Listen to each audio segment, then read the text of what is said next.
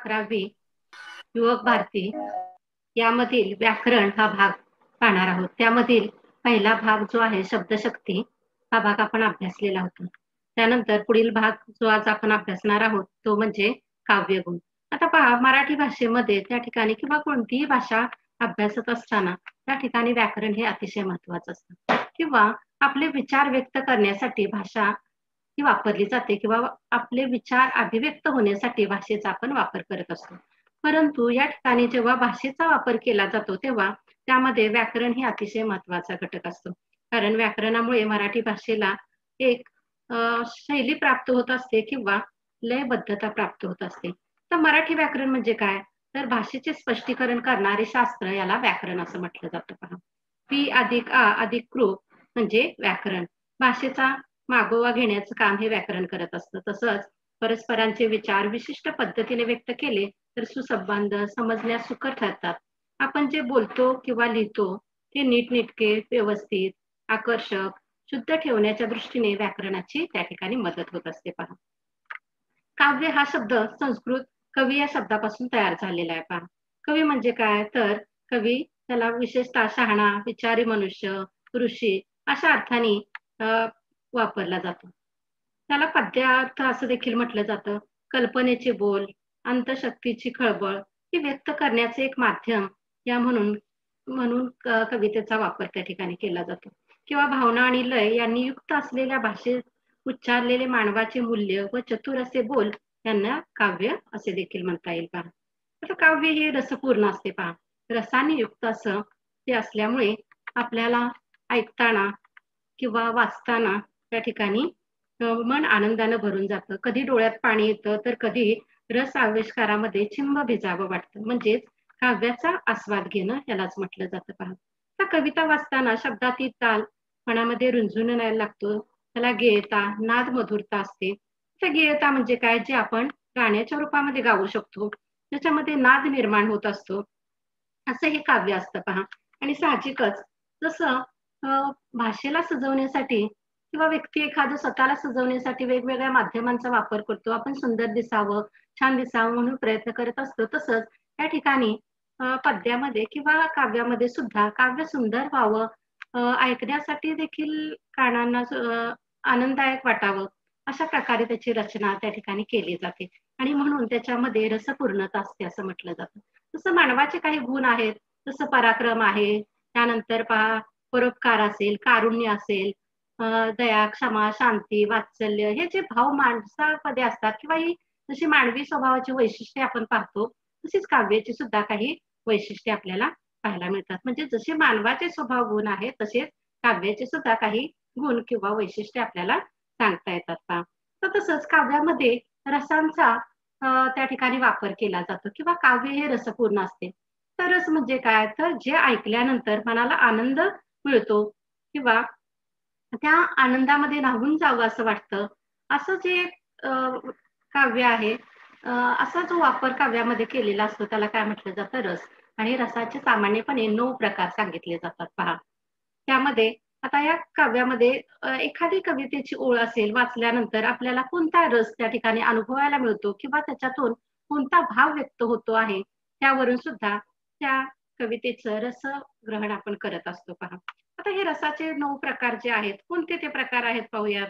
त्यामध्ये पहिला प्रकार आहे तो म्हणजे शृंगार रस. तर शृंगार रस म्हणजे काय? आता हे थोडंसं बेसिक आहे आणि त्याशिवाय आपल्याला पुढे जाताच येत नाही. पहा, शृंगार रस हा ज्या ठिकाणी एखाद्या ओळीमध्ये किंवा काव्यामध्ये एखाद्या स्त्रीचं गुणवर्णन केलेलं असतं, तिचं सौंदर्याचं वर्णन केलेलं असतं. अशी जी वाक्यरचना असते किंवा काव्य असतं त्याला काय त्याच्यामध्ये आपल्याला शृंगार रस हा अनुभवास मिळतो किंवा शृंगार रस असलेला आपल्याला दिसतो. पहा, त्यानंतर रसाचा दुसरा प्रकार आहे तो म्हणजे वीर रस. एखादं वाक्य ऐकल्यानंतर वाचल्यानंतर आपल्या अंगामध्ये वीरष्टी जर संचारत असेल, काहीतरी करावं, काहीतरी केलं पाहिजे असं जेव्हा आपल्याला वाटतं, आपण उद्दीपित होतो, तेव्हा त्या ठिकाणी वीररस निर्माण होत असतो. पहा, त्यानंतर तिसरा प्रकार आहे करुण रस. तर करुण रस म्हणजे काय? एखाद्याबद्दल करुण करुण म्हणजे करुणा, करुणा निर्माण होणं. करुणा यालाच आपण दया असं म्हणतो. म्हणजे एखाद्याबद्दल जेव्हा दया निर्माण होते, अशी जेव्हा वाक्यरचना त्या ठिकाणी आपण ऐकतो, पाहतो किंवा वाचतो, तेव्हा त्या ठिकाणी करुण रस असल्याचं आपल्या अनुभवास येतं. त्यानंतर पुढचा आहे तो म्हणजे हास्यरस. हास्यरस म्हणजे काय? तर त्यामध्ये एखादं वाक्य ऐकल्यानंतर किंवा वाचल्यानंतर आपल्याला हसू येतं, म्हणजे त्याच्यामध्ये हास्यरस असतो असं म्हणता येईल. त्यानंतर पुढचा आहे तो म्हणजे भयानक रस. तर भयानक रसामध्ये काय प्रकार असतो? तर त्या ठिकाणी एखाद्या वाक्यामध्ये असं वर्णन असतं, की ज्याच्यामुळे आपल्या मनामध्ये भीती निर्माण होत असते पहा. एखादी भुताची कथा असेल किंवा अद्भुत अशी कथा जेव्हा आपण वाचतो, तेव्हा आपल्या मनामध्ये भय निर्माण होत असतं. अशा रचनेमध्ये आपल्याला भयानक रस साधारणपणे पाहायला मिळतो. त्यानंतर पुढचा प्रकार आहे तो म्हणजे रौद्र रस. रौद्र म्हणजे काय? रौद्र रूप आपण म्हणतो पहा, म्हणजे राग किंवा त्या ठिकाणी वीरश्री संचालन अशा स्वरूपाचं अ, रचना जेव्हा असते तेव्हा त्या ठिकाणी रौद्र रूप असं आपल्याला सांगता येईल पहा, किंवा रौद्र हा रस त्या ठिकाणी अनुभवायला मिळतो. त्यानंतर विभत्स रस हा प्रकार आहे.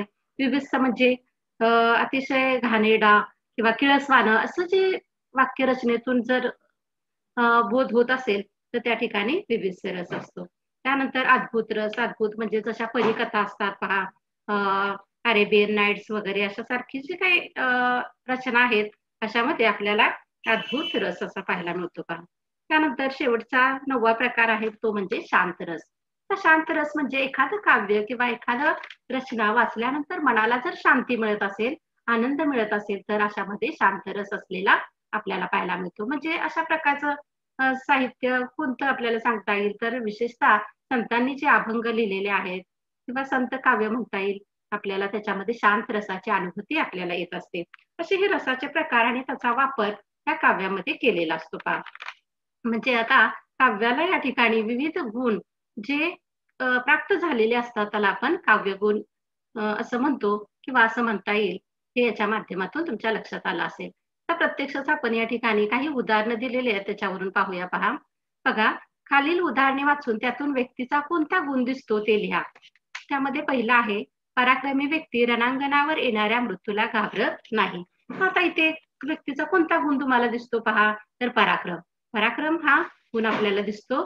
त्यानंतर दुसऱ्यामध्ये पहा, रामरावांनी आपली सर्व मालमत्ता वृद्धाश्रमाला दान केली. आता दान करणं म्हणजे काय या ठिकाणी, तर कुठला गुण दिसतो याच्यातून, तर दानशूरता हा गुण आपल्याला या माध्यमातून पाहायला मिळतो पहा, किंवा दानशूरता, उदारता, औदार्य असंही म्हणता येईल आपल्याला. त्यानंतर तिसरं वाक्य पहा, पूर्वीच्या काळी अनेक विद्यार्थी श्रीमंत माणसांच्या लोकांकडे वार लावून जेवत असत.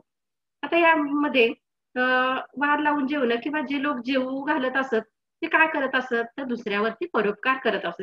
म्हणजे या वाक्यातून आपल्याला परोपकारी वृत्ती दिसून येते पहा. त्यानंतर पुढचं आहे ते म्हणजे संतांनी परोपकार ही जीवनाची इति कर्तव्यता मानली. मग याच्यामध्ये आपल्याला संतांचं दुसऱ्याबद्दल असलेली संवेदनशीलता ही पाहायला मिळते, किंवा संवेदनशीलता हा गुण आपल्याला याच्या माध्यमातून लक्षात येतो पहा. त्यानंतर पुढचं वाक्य आहे ते म्हणजे, पक्षाचे पिल्लू झाडावरून पडून गतप्राप्त झाल्याचे पाहून तो कळवळला. आता कळवळा येणे म्हणजे काय होतं पहा, एखादं पिल्लू आहे झाडावरून पडून त्याचा मृत्यू झालेला आहे, पाहिल्यानंतर आपल्यालाही काय वाटेल, त्याच्याबद्दल दया वाटेल किंवा करुणा वाटेल. म्हणजे इथे करुणा हा गुण आपल्याला त्या ठिकाणी दिसतो पहा. आता वरील सर्व उदाहरणामध्ये पहा, पराक्रम, उदारता किंवा औदार्य, परोपकार, संवेदनशीलता आणि करुणा यासारखे गुण दिसून येतात. व्यक्तीप्रमाणे काव्यातही गुण असतात. जसं व्यक्तीमध्ये वेगवेगळे गुण असतात, तसेच काव्यामध्ये सुद्धा गुण असतात. आणि अशा गुणांमुळेच काव्य उठावदार आणि प्रभावी होण्यास मदत होते.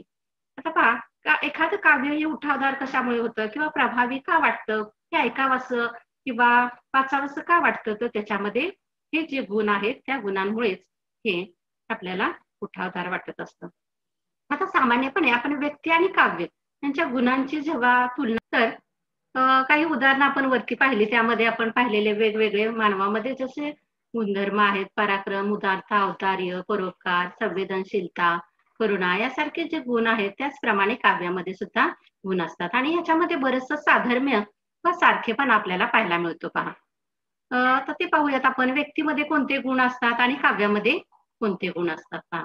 तर व्यक्तीच्या ठिकाणी अनेक गुण असतात, तसंच काव्याच्या ठिकाणी सुद्धा काही गुण असतात. जसं व्यक्तीच्या ठिकाणी विविध गुण असतात, तसंच काव्याच्या ठिकाणी सुद्धा काही गुण असतात. हे पहिलं वैशिष्ट्य सांगता येईल. दुसरं वैशिष्ट्य आहे, विविध गुणांमुळे व्यक्तीचे चरित्र खुलते. म्हणजे व्यक्तीचे चरित्र खुलण्यासाठी त्या ठिकाणी विविध गुणांची जशी आवश्यकता असते, तसंच काव्यामध्ये सुद्धा विविध गुणांमुळे काव्य हे सुंदर दिसते किंवा उठावदार दिसत असते. त्याचबरोबर व्यक्तीचे व्यक्तिमत्व त्याला बहुश्रुत बनवते, तर गुणांमुळे काव्याला सौंदर्याचा साज चढतो. काव्याच्या ठायी असणाऱ्या गुणांचा विचार आपण करूयात. काव्यातील अनेक काव्य गुणांपैकी प्रसाद, माधुर्य आणि ओज हे 3 गुण महत्वाचे आहेत. आता इतरही गुण आहेत काव्यामध्ये. साधारणपणे 10 गुण त्या ठिकाणी काव्याचे सांगितले जातात. परंतु आपल्या अभ्यासक्रमामध्ये आपल्याला जे अभ्यासायचे आहेत, ते 3 गुण अभ्यासायचे आहेत पहा. त्यामध्ये पहिला आहे तो म्हणजे प्रसाद, दुसरा आहे माधुर्य व तिसरा ओज. हे 3 गुण आज आपण पाहणार आहोत. आता या प्रत्येकाची वैशिष्ट्ये काय आहेत किंवा काव्य गुणातील शब्दांची वैशिष्ट्ये काय आहेत ते आपण पाहणार आहोत पहा. तर काव्य गुणातील शब्दांची वैशिष्ट्ये आपल्याला पुढील प्रमाणे सांगता येतील पहा. एक म्हणजे सोपे व सुटसुटीत, उच्चारण्यास सहज सुलभ असे शब्द. काव्यामध्ये जे शब्द असतात ते कसे असतात? सोपे, अगदी सुटसुटीत आणि उच्चारण्यास सहज सुलभ असतात. त्याचबरोबर दुसरं वैशिष्ट्य सांगता येईल ते म्हणजे शब्दामध्ये नाद मधुरता असते. नाद मधुरता म्हणजे ऐकल्यानंतर त्या ठिकाणी नादमयता त्या माध्यमातून निर्माण होत असते. त्याचबरोबर शब्दामध्ये गेयता व त्या शब्दाच्या अर्थाचा आंतरिक गोडवा असतो. गेयता म्हणजे काय? जे आपण गाऊ शकतो किंवा ज्याला चाल लावून ते जे म्हणता येतं असे शब्द त्या ठिकाणी असतात आणि त्या शब्दांना आंतरिक गोडवा असतो. ते ऐकताना आपल्या आतून आपल्याला ते गोड वाटत असतात पहा. त्यानंतर काव्यातून व्यक्त होणारा भाव. अशा प्रकारच्या शब्दामधून काव्याची शोभा वाढते. आता काव्यातून वेगवेगळे भाव व्यक्त होत असतात. अनेक भावनेचे पदर त्या ठिकाणी काव्याच्या माध्यमातून व्यक्त होत असतात किंवा एक छोट्याशा ओळीमधून कितीतरी भाव आपण त्या ठिकाणी व्यक्त करू शकतो. अशा प्रकारच्या शब्दांमधून काव्याची शोभा वाढते आणि ती काव्य श्रवणीय ठरतात म्हणजे ऐकावीशी वाटतात आणि साहजिकच रसिकांना मुखोद्गत होतात म्हणजे सहज पाठ होतात. एखादं वाक्यरचना आपल्याला पाठ करायची असेल तर जेव्हा आपण त्याला चाल लावतो तेव्हा ती सहज पाठ होत असते. म्हणजेच हाच गुण त्या ठिकाणी काव्यामध्ये असलेला पाहायला मिळतो. त्याच्यामध्ये गेयता असते आणि त्यामुळेच ते काय होतं चटकन मुखोद्गत होतं किंवा पाठ होतं किंवा ते श्रवणीय सुद्धा ठरतं किंवा ऐकण्यास सोपे वाटते किंवा ऐकत राहावेसे वाटते. आता त्यानुसार पहिला जो गुण आहे तो म्हणजे प्रसाद. तर प्रसाद म्हणजे काय किंवा त्याची वैशिष्ट्ये काय आहेत, तो कसा ओळखायचा? तर प्रसाद याचा अर्थ आहे सुलभता.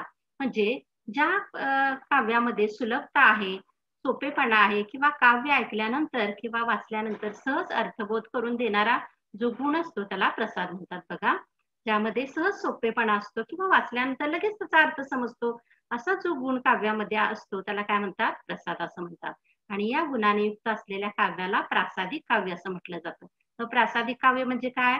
तर ज्याच्यामध्ये अर्थाच्या दृष्टीने जे सुलभ आहे, सोपे आहे आणि त्याचा चटकन अर्थबोध होतो. अशा काव्याला काय म्हटलं जातं? प्रासादिक काव्य असं म्हटलं जातं. आता याची वैशिष्ट्ये आपल्याला दिलेली आहेत पहा. त्यामध्ये काय म्हटलेलं आहे पहा.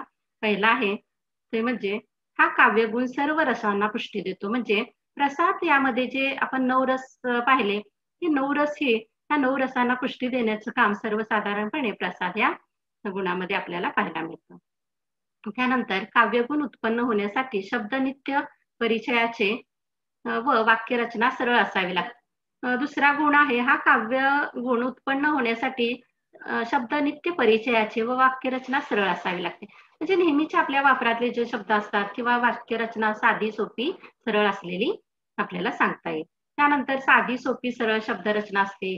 सोपी, सुलभ व चटकन अर्थ समजणारी रचना म्हणजे प्रासादिक रचना. ही काही प्रासाद या गुणाची वैशिष्ट्ये आपल्याला त्या ठिकाणी सांगता येतील पहा. आता याचं उदाहरण जर पाहायचं म्हटलं तर पहा या ठिकाणी आपल्याला उदाहरण दिलेलं आहे. हिरवे हिरवे गार गालीचे हरित तृणाच्या मखमालीचे त्या मखमालीवरती फुलराणी ती खेळत होती. किती सोपं आहे पहा. अगदी सहज त्याच्यातून आपल्याला अर्थ आहे तो अर्थ लक्षात येत असतो किंवा तो अर्थ आपण सहज समजू शकतो. म्हणून अशा प्रकारची वाक्यरचना इथे पाहायला मिळते. किंवा दुसरं उदाहरण सांगता येईल. पडवळा भोपळ्याची आळी ठेवली भाजून किंवा अरे संसार संसार जसा तवा चुल्यावर आधी हाताला चटके तवा मिळते भाकर. किंवा पुढचं एक उदाहरण पहा. माऊलीच्या दुग्धापरी आले मृगाचे तुषार भुकेलेल्या तान्यापरी तोंड पसरे शिवार. अशा प्रकारे अगदी सहज वाचताना आपल्याला त्या ठिकाणी त्याच्यातला गोडवा समजतो. सरळ सोपी साधी भाषा त्या ठिकाणी पाहायला मिळते पहा. असं जो रचना असते त्याला काय म्हणतो आपण, प्रासादिक रचना असं म्हणतो पहा. त्यानंतर काव्यामधला दुसरा गुण आहे तो म्हणजे माधुर्य. माधुर्याचा अर्थ काय? मधुरता, म्हणजे ज्याच्यामध्ये गोडवा आहे किंवा जे ऐकताना गोड वाटते किंवा ऐकत राहावासे वाटते, अशाला काय म्हणतो आपण, माधुर्य. आता काव्यात सोप्या शब्दाप्रमाणेच कोमल मृदुवर्ण असलेले शब्द असतात. त्याचं वैशिष्ट्य काय सांगता येईल? ह्याच्यामध्ये जे शब्द असतात ते कसे असतात? कोमल मृदू वर्णाचे असतात. त्यात विशेषतः असे शब्द ऐकायला मधुर किंवा आनंद देणारे, सुखद असे वाटतात आणि अशा शब्दांचा वापर काव्यात माधुर्य गुण म्हणून केलेला आपल्याला पाहायला मिळतो. त्याची वैशिष्ट्ये पहा, मृदू वर्णाचा वापर यामध्ये केलेला असतो. अनुस्वार, ऱ्हस्व या शब्दांमुळे कर्णमधुरता येते. विशेषतः या ठिकाणी ऱ्हस्व ऱ्हस्वाचा वापर केला जातो. ऱ्हस्व कशाला म्हणतो आपण? ऱ्हस्व म्हणजे पहिली वेलांटी, पहिला उकार वगैरे याला आपण ऱ्हस्व म्हणतो. म्हणजे विशेषतः माधुर्य गुण असणाऱ्या रचनेमध्ये आपल्याला हे ऱ्हस्व पाहायला मिळतात किंवा शब्दातील ऱ्हस्व विशेषतः ऱ्हस्व शब्द पाहायला मिळतात. त्यानंतर अनुस्वार पाहायला मिळतात. त्यानंतर पुढचं जे वैशिष्ट्य आहे त्यामध्ये रचनेतील गोडव्यामुळे मानवी मनाला प्रसन्न प्राप्त होऊन आनंद मिळतो. म्हणजे ती रचना ऐकल्यानंतर, वाचल्यानंतर काय होतं? मानवी मनही प्रसन्न होतं आणि त्यामधून आपल्याला आनंद मिळतो. म्हणून त्याच्यामध्ये माधुर्य हा गुण आहे असं आपण म्हणतो पहा, किंवा माधुर्य गुण हा दिसतो. त्याचबरोबर पुढचं वैशिष्ट्य आहे, या काव्यगुणाने चित्तवृत्ती तल्लीन होतात. चित्तवृत्ती तल्लीन होणं म्हणजे काय? तर त्या ठिकाणी मन प्रसन्न होणं. म्हणजे अशा प्रकारचं काव्य जेव्हा आपण वाचतो तेव्हा काय होतं? मन आहे ते आनंदाने भरून जात असतं किंवा मन आनंदी होत असतं. त्याचं उदाहरण आपल्याला सांगता येईल पहा. गेही छंद मकरंद प्रिय हा मिलिंद, मधुसेवनानंद स्वच्छंद हा धुंद, मिटता कमलदल होई बंद भृंग, तरी सोडीना ध्यास गुंजनात दंग. पुरुषोत्तम धावरेकरांची रचना आहे. हे वाचल्यानंतर आपल्याला कसं गोड वाटतं किंवा ऐकावंसं वाटतं, असं हे या ठिकाणी आपल्याला माधुर्य गुणामध्ये पाहायला मिळतं. किंवा दुसरे उदाहरण आपल्याला सांगता येईल पहा. सॉरी.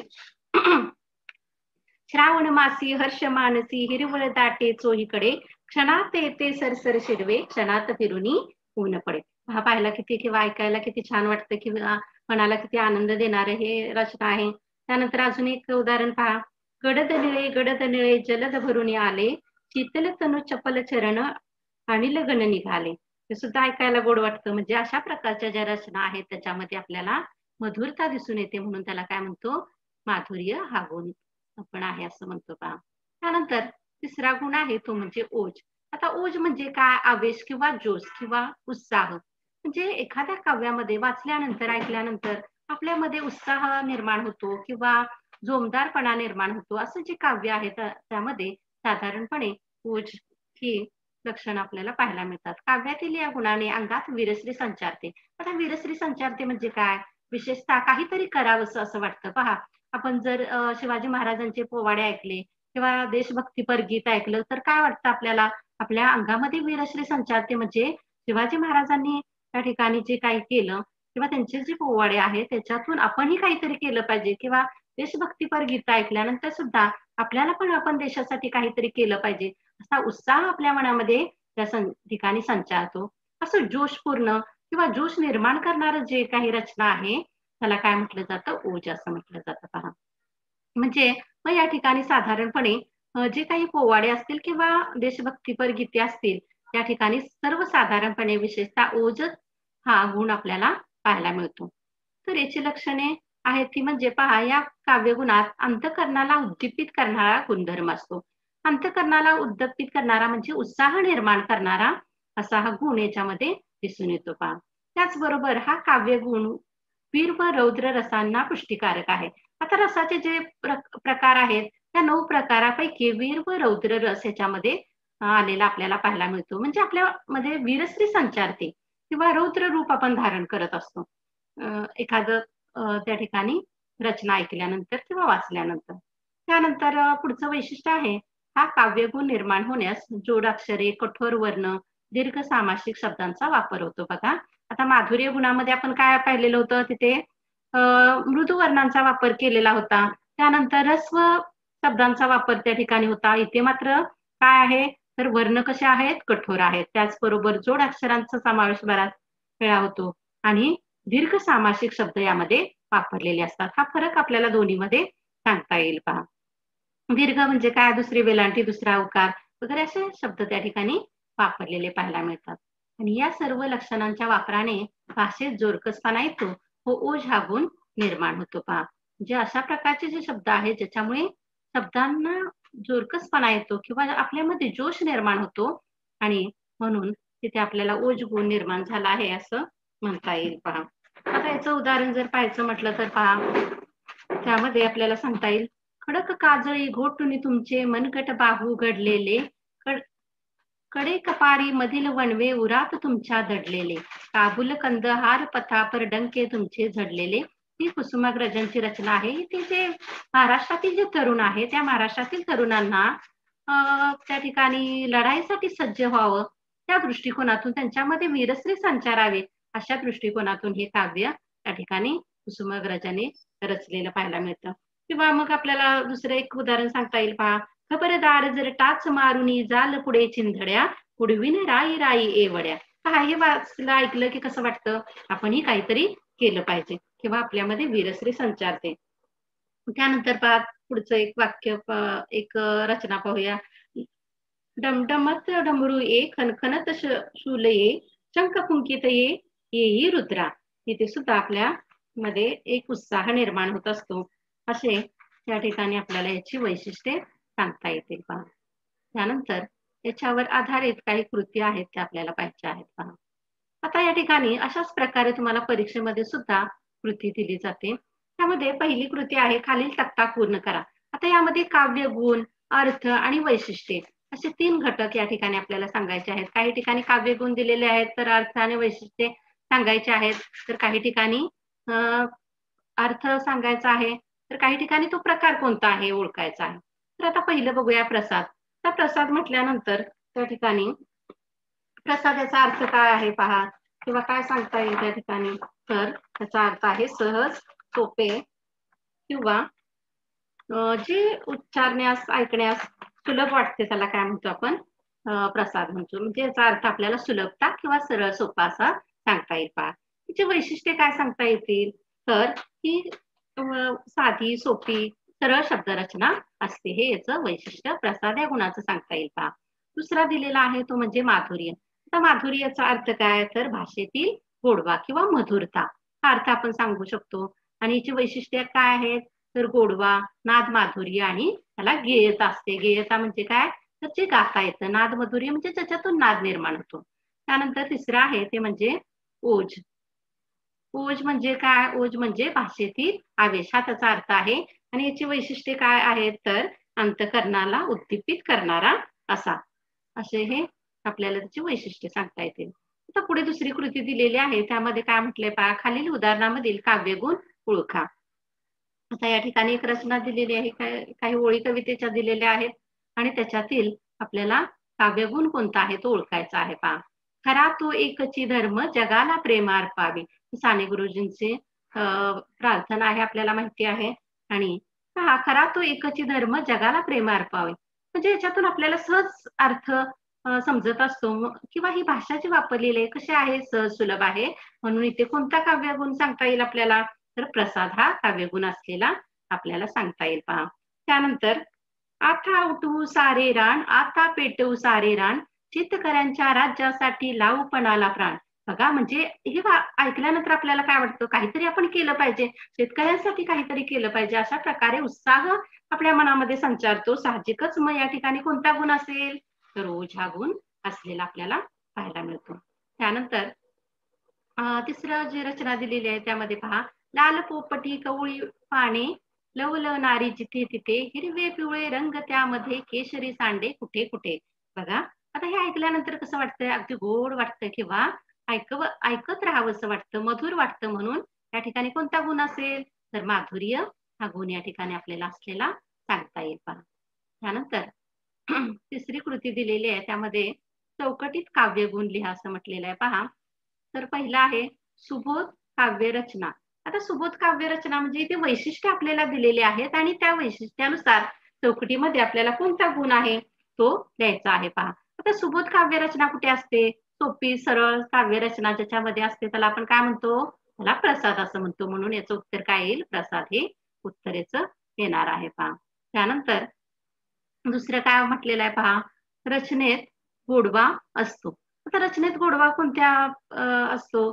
तर ज्याच्यामध्ये मधुरता आहे किंवा जे ऐकावंसं वाटतं त्याच्यामध्ये त्याला आपण रचनेत गोडवा आहे म्हणतो. मग असं कोणतं काव्यगुण आहे? तर माधुर्य किंवा ज्याला आपण अ, मधुरता किंवा माधुरी असं म्हणतो पहा.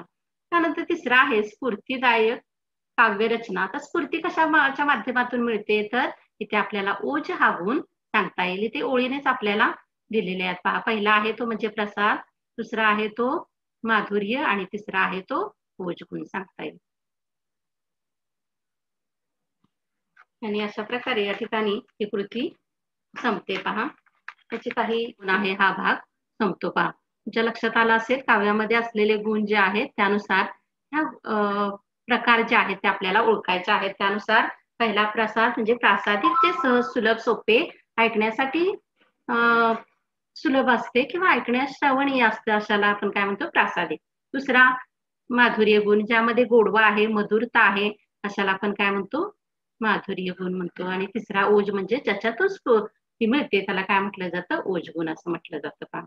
तर अशा प्रकारे हा काव्यगुण हा प्रकार या ठिकाणी आपल्या लक्षात आला असेल.